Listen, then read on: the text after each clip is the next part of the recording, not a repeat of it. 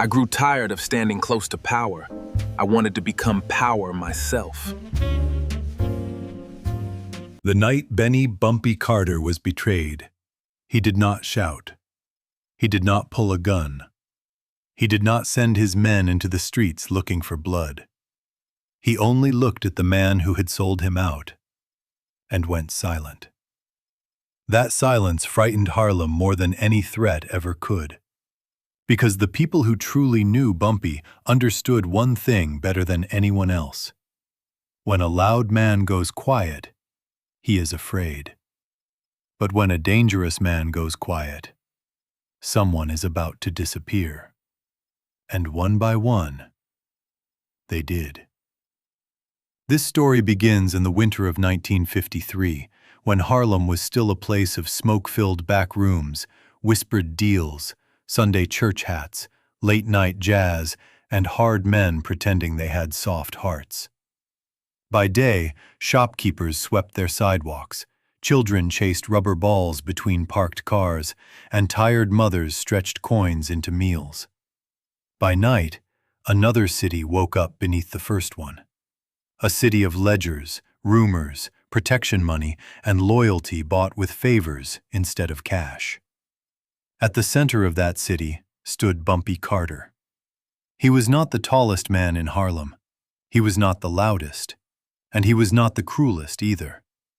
That was what made him different. Other men ruled by anger. Bumpy ruled by memory. He remembered who needed medicine for a sick mother. He remembered who borrowed money and paid it back late, but honestly. He remembered which men lied when their lips smiled and which men trembled because they still had some conscience left. He listened more than he spoke, and when he finally spoke, people leaned in. Not because he raised his voice, but because he didn't have to. For years, he kept Harlem balanced on a knife's edge. Not peaceful, never peaceful, but balanced. The policy racks ran on time. Collections were clean. Street fights were settled before they became funerals. Small hustlers stayed in their lanes. Bigger men with bigger ambitions learned the same lesson. Harlem had boundaries, and Bumpy enforced them without needing to make speeches about power. But power always attracts envy, and envy rarely knocks at the front door. It usually comes from inside the house. The man who betrayed Bumpy was named Calvin Reed. 10 years earlier, Calvin had been nobody. Skinny, hungry, nervous. The kind of kid who kept checking over his shoulder even when nobody was behind him.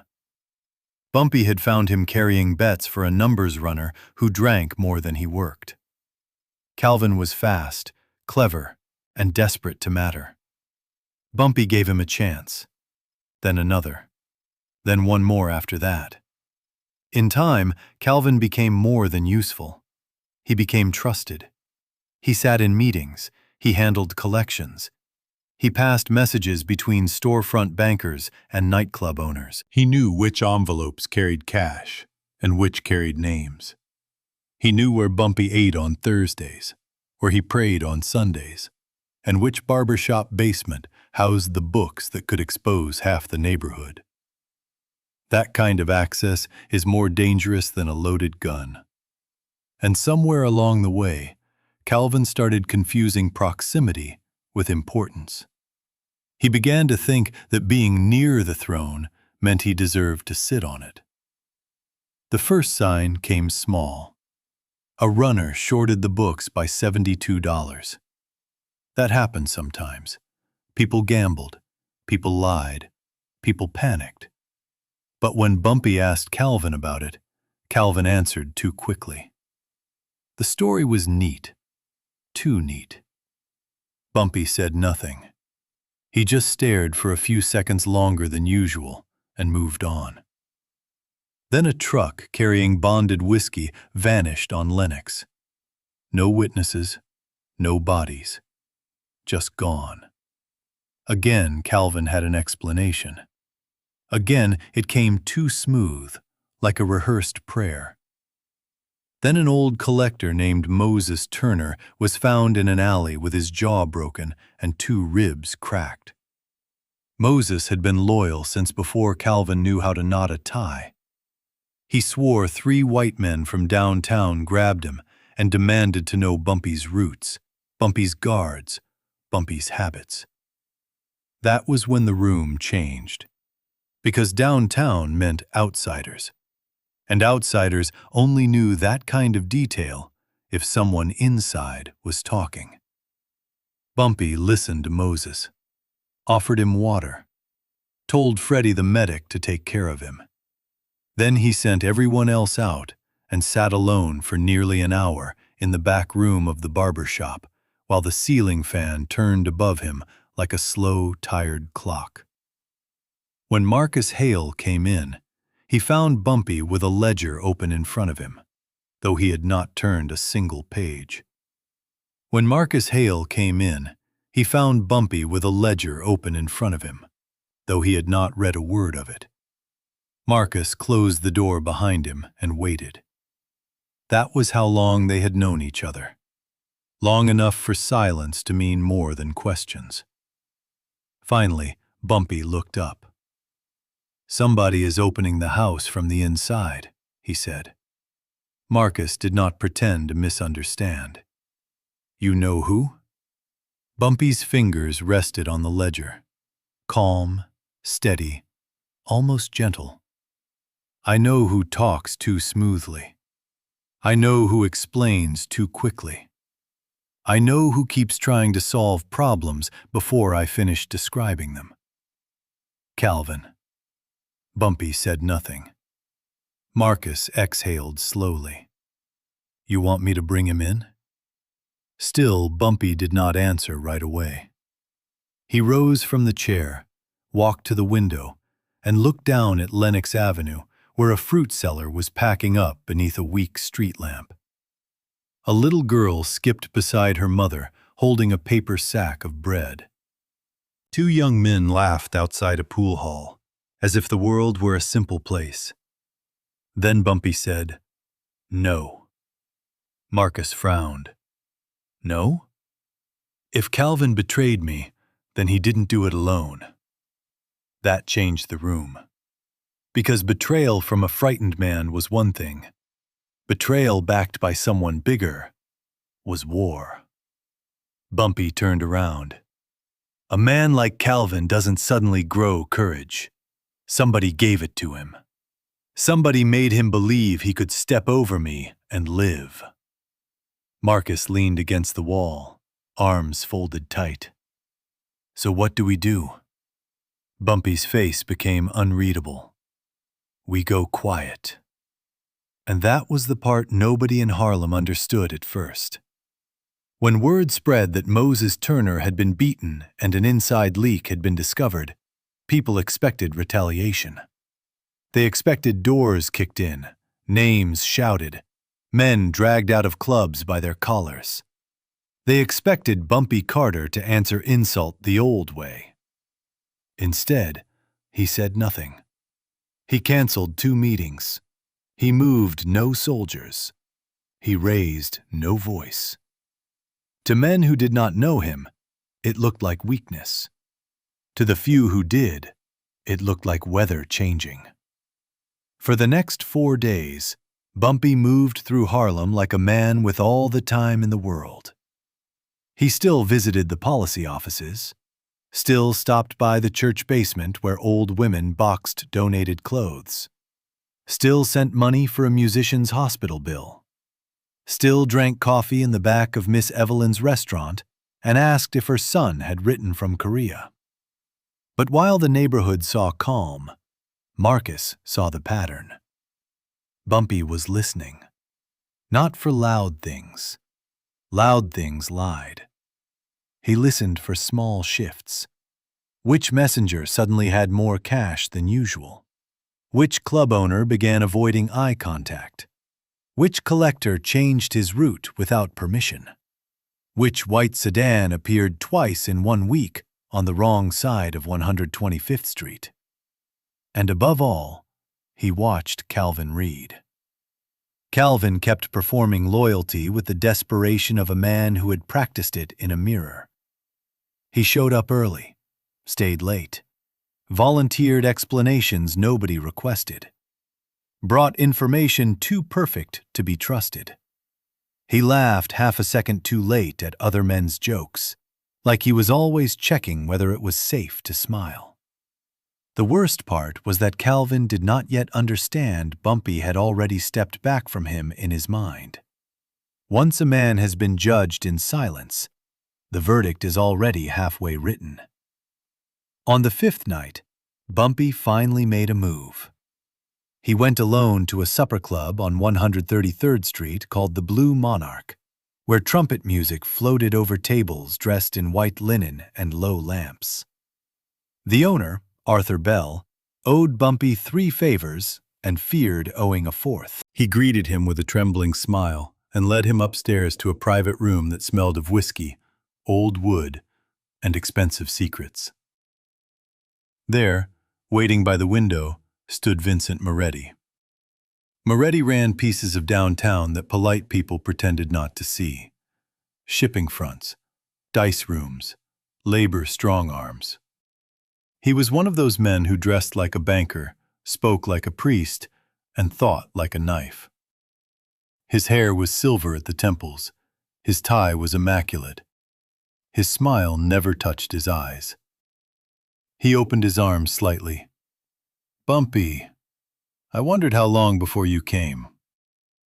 Bumpy removed his gloves, folded them carefully, and placed them on the table. "You're using boys who don't know how to lie." Moretti chuckled. "Then maybe you should stop employing them." "I don't employ yours." The smile faded by a degree. For a few seconds, only the trumpet below them spoke. Moretti poured 2 drinks. Bumpy did not touch his. "You think I'm after Harlem," Moretti said. "I know you're probing it. Harlem is changing. The city is changing. There's room for everybody if everybody stays practical." Bumpy's eyes hardened. Practical is what men say when they want you to surrender politely. Moretti lifted his glass. "And pride is what ruins neighborhoods." At that, Bumpy almost smiled. Almost.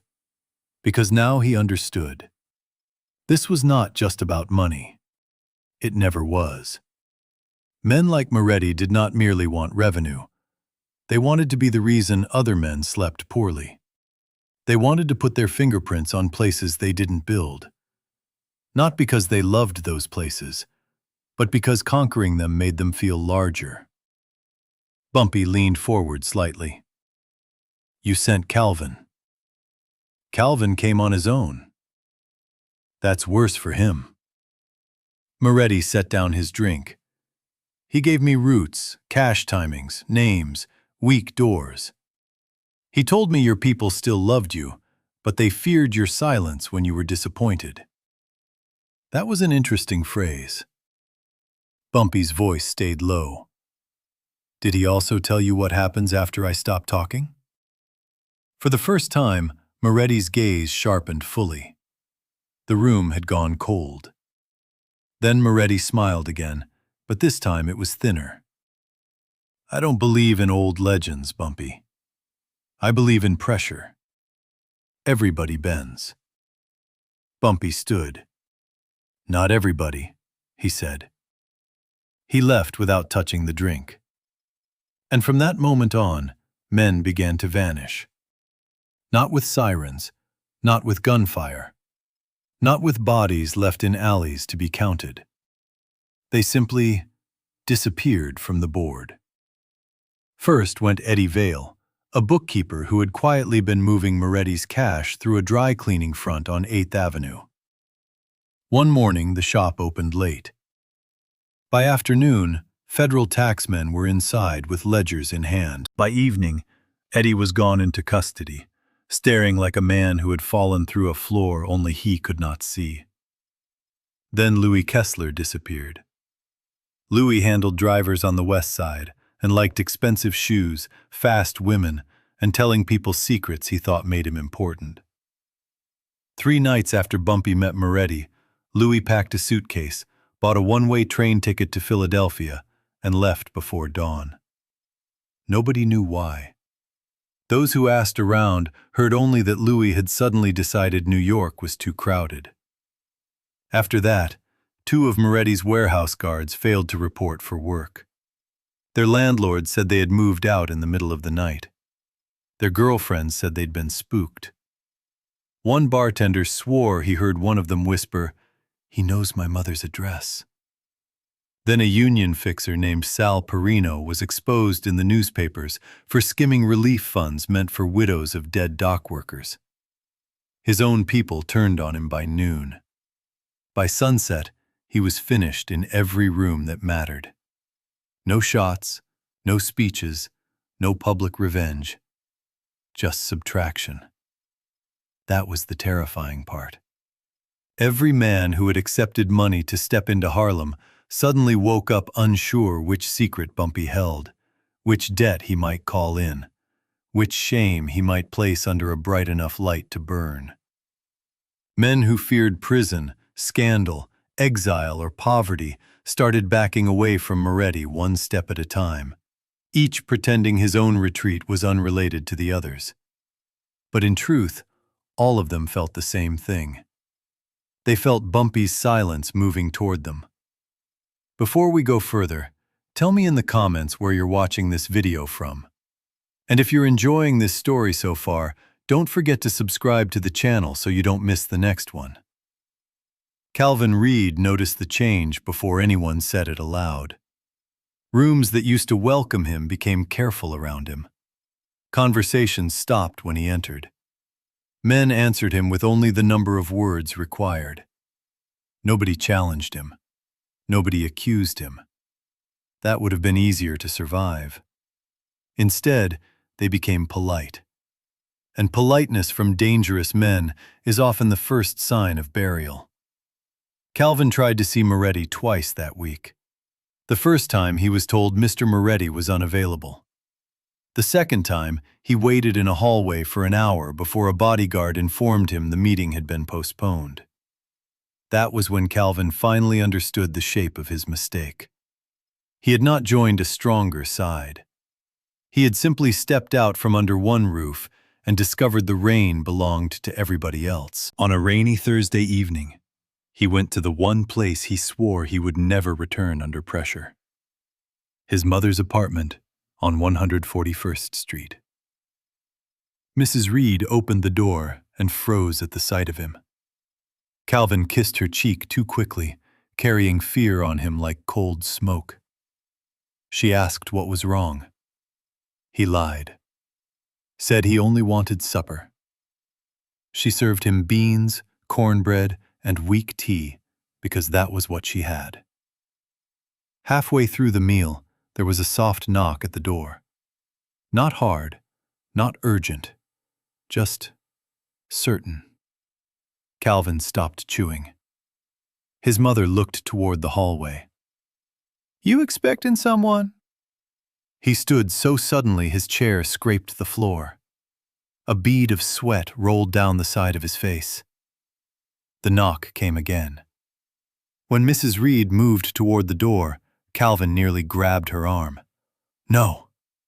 But she was already there. She opened it. Standing outside was Marcus Hale, in a dark overcoat, hat in hand, rein on his shoulders. He smiled gently. "Evening, ma'am. Sorry to disturb supper." Mrs. Reed looked confused, but invited him in because Marcus had that effect on people. He seemed too respectful to be dangerous until you noticed how carefully he observed the room. Calvin stood near the table, unable to decide whether to run, lie, or pray. Marcus removed his gloves one finger at a time. "Bumpy wants to speak with you." Mrs. Reed's eyes moved between them. "Calvin?" Her son couldn't answer. Marcus's voice softened. "Not here. He asked me to be respectful to your mother." That almost broke Calvin more than any threat could have. Because mercy in front of a mother feels like judgment from God. Mrs. Reed's voice shook. "Calvin, what did you do?" He stared at the floor. Marcus stepped aside from the doorway. "Take your coat." The ride downtown was quiet, except for rain tapping the roof of the car.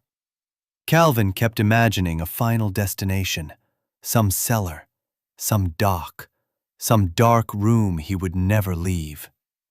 But the car stopped not at a warehouse or riverfront, but outside the old barber shop on Lenox, the same place where Bumpy had first given him honest work.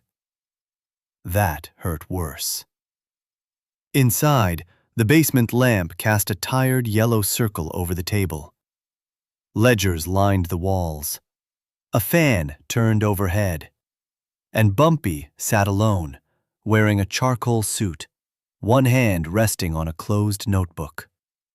He looked almost exactly the way he had looked 10 years earlier when Calvin first stepped into this room, hungry and unimportant. Only now Calvin understood that Bumpy had always seen more than he said. Marcus remained by the stairs. Bumpy gestured to the chair across from him. "Sit." Calvin obeyed. For a while, nobody spoke. Then Bumpy said, "Do you remember your first winter working for me?" Calvin swallowed. "Yes." "You had one coat, sleeves too short, lining torn." Calvin looked up, startled. Bumpy continued, "You were ashamed of it, thought everybody noticed. Nobody did. Only me. I sent Marcus to buy you a better one, and I told him not to say it came from me." Calvin's lips parted, but no sound emerged. "I paid your mother's rent twice. Once when you were sick, once when your brother got arrested. I never mentioned it because I wasn't buying you. I was trying to give you space to become a man without debt choking you." The room felt smaller with every word. Calvin whispered, "I know." "No, you knew I helped you. That isn't the same as understanding what it meant." Bumpy's eyes never left him. "So I'll ask once. Why?" Calvin's breathing turned uneven. He had probably rehearsed a dozen excuses. None survived the weight of that simple question. Finally, he said, "I got tired of standing beside power and never holding any." Bumpy nodded slowly, as if the answer saddened him more than angered him. "There it is." Calvin rushed on, desperate now. "I gave you years. I carried messages, took risks, kept books clean, fixed problems before they reached you. And you thought service was the same as ownership." "I thought I mattered." Bumpy leaned back. "You did matter. That was your tragedy. You couldn't bear mattering without being the center." Calvin's eyes filled, though whether from fear or shame, even he might not have known. "Moretti said you were getting old. Said Harlem needed men willing to expand. Men willing to stop living by yesterday's understandings." Bumpy's voice remained calm. "Men always call greed by a more elegant name." "He said there was room for me."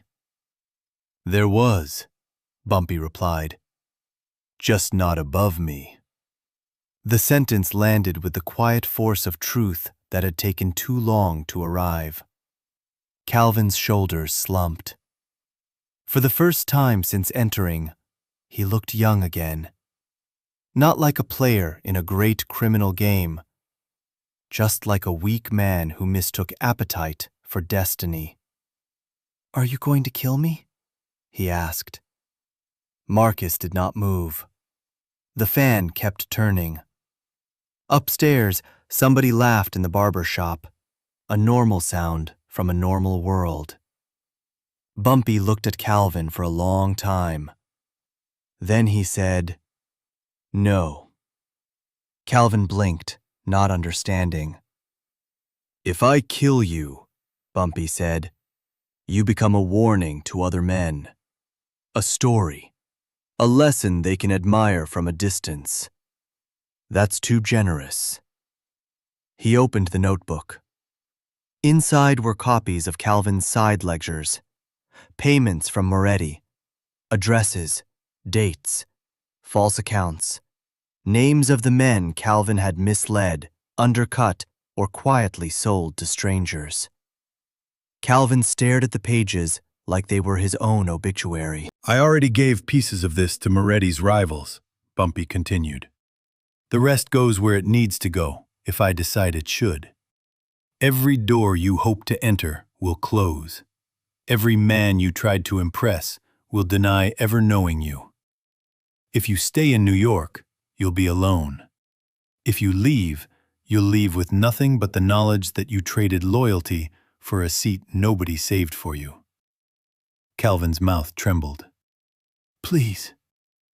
Bumpy's expression never changed. That word should have arrived before the betrayal. The rain had stopped outside. In the silence that followed, Calvin finally understood what vanishing really meant. It did not always mean dying. Sometimes it meant being erased while still breathing. If you like this story, subscribe my channel for more beautiful stories. Vincent Moretti lasted 9 more days. Not because he was stronger than the others, because he was more experienced, more insulated, more accustomed to surviving pressure. But even stone cracks when the pressure keeps changing direction. The first crack came when his union contact turned witness in an embezzlement case to save himself. The second came when a district captain he had bribed for years suddenly retired and took his notebook to investigators. The third came when 2 neighborhood captains refused to collect for him unless he doubled their cut, sensing weakness and smelling blood. Money began to stall. Then names began to disappear from his call list. A man who once returned messages within 5 minutes now took 2 days. A club owner stopped reserving his back booth. A banker in Jersey denied knowing him in front of company. A cousin in Brooklyn who used to say family is forever suddenly had to travel with his wife. That is how power really leaves most men. Not with thunder, with empty hallways, unanswered phones, chairs that used to be waiting and are suddenly occupied by other people. Moretti requested another private meeting with Bumpy. The answer came back simple: no. He sent word through 2 intermediaries that there had been misunderstandings. No reply. He offered to restore boundaries. No reply. He proposed a revenue-sharing arrangement. No reply. That was the final insult. Because negotiation only works if both men still believe there is a table. Bumpy had already removed the table. On the 10th night, Moretti went himself to the Blue Monarch, hoping Arthur Bell could reopen the door between them. But the club was closed for a private wake. Wrong place, wrong night, wrong city to still believe in second chances. As he returned to his car, he found Bumpy waiting on the opposite sidewalk beneath the amber glow of a street lamp. No bodyguards, no crowd. Just Bumpy, hands in his coat pockets, hat low, face calm. Traffic moved slowly at the corner. Somewhere a saxophone bled through an open window. Moretti crossed the street. "I want this to end," he said. Bumpy gave a slight nod. "It already has." "You made your point." "No, you made it for me." Moretti took a breath.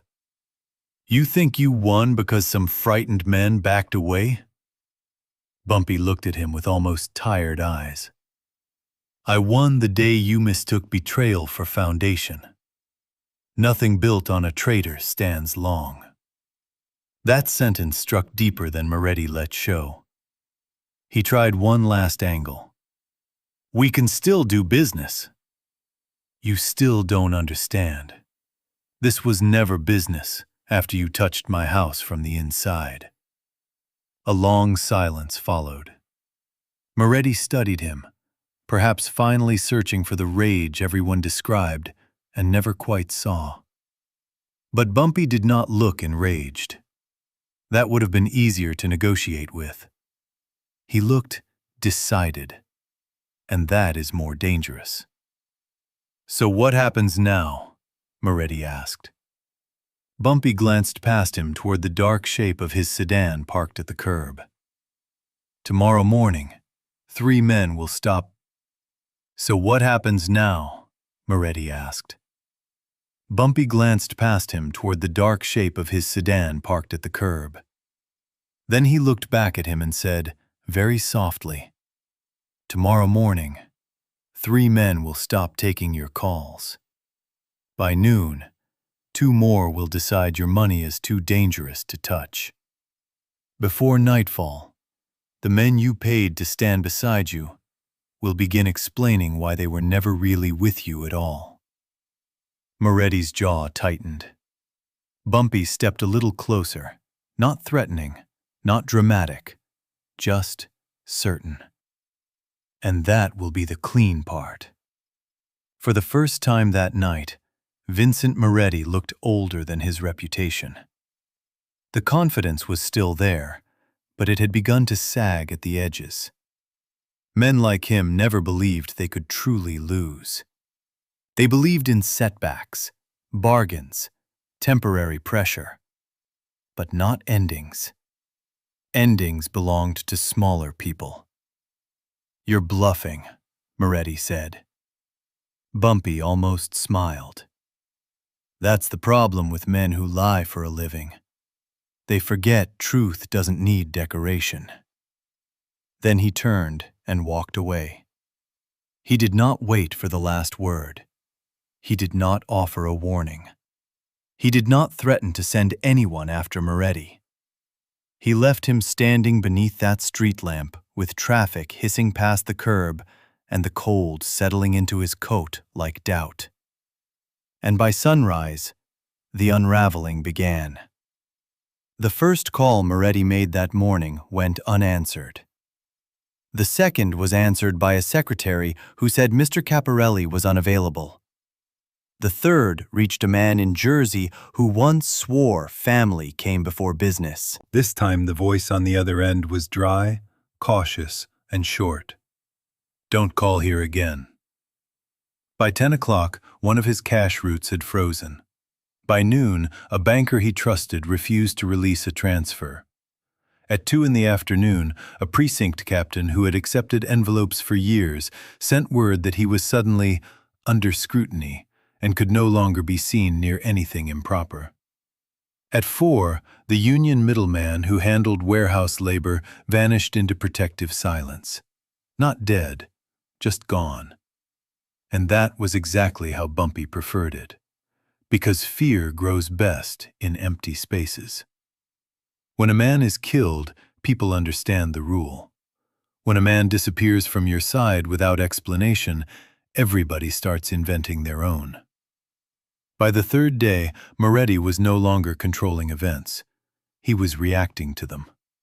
He held 3 private meetings, raised his voice in 2 of them, and in the last one, he made the mistake strong men often make when their foundation begins to crack. He started telling everybody how strong he still was. That never works. A stable wall does not announce itself. Harlem, meanwhile, watched in silence. Shopkeepers noticed that the white sedan that used to cruise too slowly near 127th no longer appeared. Club managers noticed certain downtown faces had stopped coming around. A bookmaker on 8th Avenue heard that one of Moretti's best collectors had taken a train out west and left half his clothes hanging in the closet. A piano player at an after-hours spot swore he saw two men arguing about who was going to explain a missing envelope to someone far above both of them. And all through it, Bumpy said almost nothing. He kept his schedule. He visited Miss Evelyn's restaurant and asked whether the soup needed more salt. He stopped by the church hall and quietly paid for new coal delivery before anyone could ask who did it. He sat with old Moses Turner, whose ribs were healing badly, and played a full game of dominoes without mentioning revenge once. That was what the neighborhood remembered later. Not that Bumpy made noise. That he didn't. As if he had decided that betrayal was too ugly a thing to chase with anger. As if he understood something other men never learned, that a wound answered too quickly can turn into chaos, but a wound studied carefully can become a map. On the 5th evening after the meeting outside the Blue Monarch, Calvin Reed returned. Nobody brought him. Nobody summoned him. He came on his own. He walked into the barber shop just after sunset, wearing the same overcoat, though now it seemed to hang off him like borrowed shame. Upstairs, the barbers went quiet when they saw him. No one blocked his way. No one greeted him either. He made his way down the narrow steps to the basement, where Bumpy sat alone under the yellow lamp, turning a page in one of the ledgers as if the whole city were not shifting above him. Calvin stopped at the bottom step. "I came to tell you something," he said. Bumpy did not look up right away. When he did, his face gave nothing. "Then tell it." Calvin swallowed. His voice was dry. "Moretti is planning to leave. He thinks if he gets to Philadelphia, he can rebuild through cousins there. He still has some cash hidden, not much. Enough to run." Bumpy closed the ledger. "Why are you telling me?" Calvin laughed once, bitterly at himself. "Because there's nowhere left to stand. Not with him. Not here. Not anywhere." He took a step forward. "I thought if I got close to him, I'd become someone bigger than I was. I thought if I helped him win, I'd have a place when the city changed." Bumpy's voice stayed calm. "And?" Calvin looked around the room, the ledgers, the old desk, the fan turning slowly overhead. A decade of borrowed belonging was hanging in the air. "And I was never in the room. I was just useful enough to open the door." For a long moment, neither man moved. Then Calvin said the thing he had probably been unable to admit even to himself until now. "I didn't just betray you because of greed. I betrayed you because I hated standing beside a man people respected more than me without ever raising his voice. I wanted what I hadn't earned." That, finally, made Bumpy nod. It was a sad nod. Not forgiving, just accurate. "There it is," Bumpy said. "At last." Calvin's eyes reddened. "Do what you want with me." Bumpy leaned back in his chair. "That sentence," he said quietly, "comes after the damage, never before it." Calvin dropped his gaze. Upstairs, somebody laughed at a joke that belonged to another world. For a second, the sound felt cruel. Life continuing while a man faced the shape of his own ruin. Bumpy folded his hands. "You know what your punishment is?" Calvin said nothing. "You live long enough to understand yourself clearly." Calvin blinked, confused. Bumpy continued. "You don't die here. Death closes the book too fast. You leave this city. Tonight. You do not trade on my name. You do not trade on his. You do not tell stories about what you almost became. You disappear quietly and let the life you chased become a ghost that follows you. Calvin's throat moved. You're letting me go? No, Bumpy said. I'm refusing to carry you any longer. It was a harsher sentence than a bullet, because bullets end fear. Exile feeds it. Calvin's eyes filled, but Bumpy had already looked away. The meeting was over. Marcus appeared at the stairs as if he had always been there. Maybe he had. He handed Calvin a folded train ticket and a small envelope with just enough money to reach a place where nobody knew his face. Calvin stared at it. Why? Marcus answered for Bumpy. Because once, long ago, he tried to make a man out of you. This is the last piece of that effort. Calvin left without another word. And Harlem never saw him again. Some said he went south. Some said Chicago. One woman swore he was seen years later in St. Louis, working in a warehouse under another name, shoulders bent, eyes older than the rest of his face. Maybe it was him. Maybe it wasn't. But whether he lived poor, lonely, honest, or broken, one truth followed him everywhere.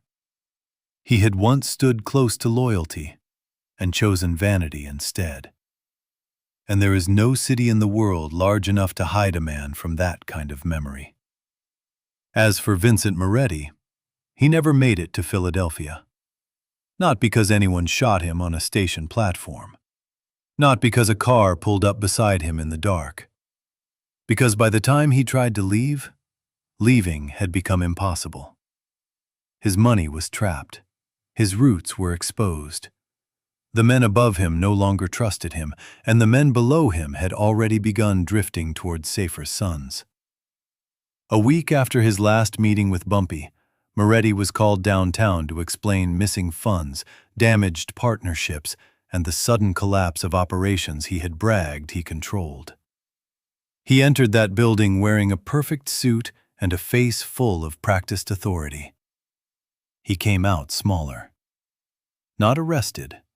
Not ruined publicly. That came later. But smaller. The kind of smallness that arrives when powerful men realize the room no longer bends toward them. Within a month, his name stopped circulating with weight. He still existed, still moved, still spoke, but the force behind those movements was gone. New men replaced old loyalties. Old allies developed careful memories. Debts he once postponed were suddenly due. Favors he assumed eternal proved rented. And then, little by little, Vincent Moretti vanished the same way his men had vanished before him. From relevance.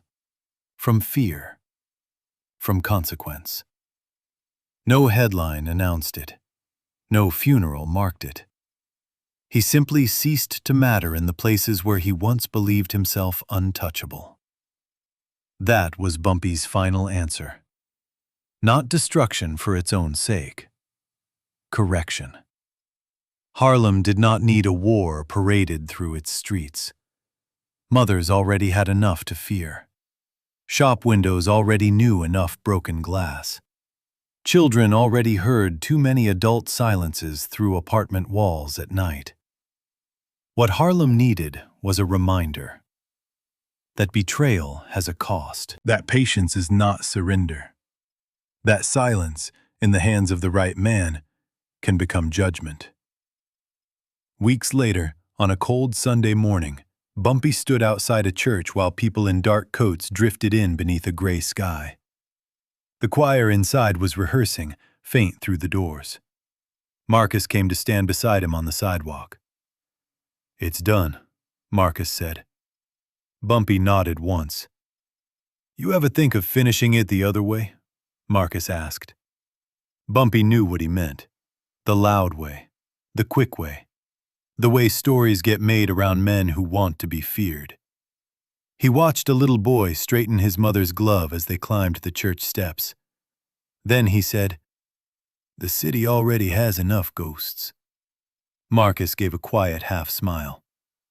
After a moment, he asked, "And Calvin?" Bumpy's eyes stayed on the church doors. "Calvin will wake up every morning with himself. That's a longer sentence than most men understand." They stood there in silence a little longer. Then Bumpy went inside. That was the thing about him people rarely understood from a distance. They saw the suits, the whispered deals, the men waiting for his nod before they moved. They saw the shadow he cast over Harlem and assumed that shadow was made only of force. It wasn't. Part of it was grief. Part of it was discipline. And part of it was the knowledge that when people trust you with a neighborhood, with their rent worries, their son's mistakes, their daughter's school shoes, their little hopes dressed up as daily survival, you do not answer betrayal like a boy eager to prove he can bleed. You answer it like a man who remembers what is at stake. That winter passed. The city changed as cities always do. New faces rose. Old names faded. Clubs opened, burned out, and reopened under different signs. Children became runners. Runners became men. Men became photographs on walls. But one story stayed in Harlem longer than most. Not the story of a shootout. Not the story of a body in the gutter. Not even the story of a gangster who took revenge. No. It was the story of how Bumpy Carter stayed silent after the betrayal, and how, after that silence, his enemies started vanishing one by one. Some vanished into fear, some into disgrace, some into exile, and some into the terrible ordinary life that comes after a man learns too late what he traded away. Years later, an old barber who claimed he had seen everything worth seeing in Harlem was asked what made Bumpy different from other powerful men. He kept cutting hair for a while before he answered. Then he said, "Most men want you to hear their power. Bumpy wanted you to feel it after he'd already left the room." That might have been the truest thing ever said about him. Because real power is rarely noisy. It doesn't always slam doors. It doesn't always leave bodies. It doesn't always announce itself with rage. Sometimes real power sits still. It listens. It waits. It lets the dishonest reveal themselves fully. And then, without spectacle, it removes every place they thought they were safe. That was Bumpy's lesson. Not that betrayal should be met with fury, but that betrayal, when answered by a disciplined mind, eventually collapses under the weight of its own weakness. In the end, the men who thought Bumpy had gone quiet because he was afraid learned the truth too late. He had gone quiet because he was deciding what would remain when the noise was gone. And when the dust settled, Harlem remained. The shops opened. The church bells kept ringing. The music returned at night. The old women still argued over vegetables in the market. Kids still played stickball between parked cars. The neighborhood kept breathing. And maybe that was the whole point. A powerful man is not measured only by the enemies he can crush.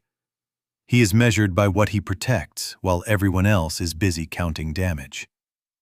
Bumpy understood that better than the men who betrayed him. That is why his silence lasted longer than their ambition. And that is why, long after their names faded into nothing, people still remembered his. Because he did not answer betrayal with chaos. He answered it with control. He answered it with memory. He answered it with the kind of silence that changes the fate of everyone who hears it too late. If you like this story, subscribe my channel for more beautiful stories. And if this story stayed with you, tell me in the comments. Was Calvin weak, greedy, or simply too blind to understand loyalty when he had it? If you like this story, subscribe my channel for more beautiful stories.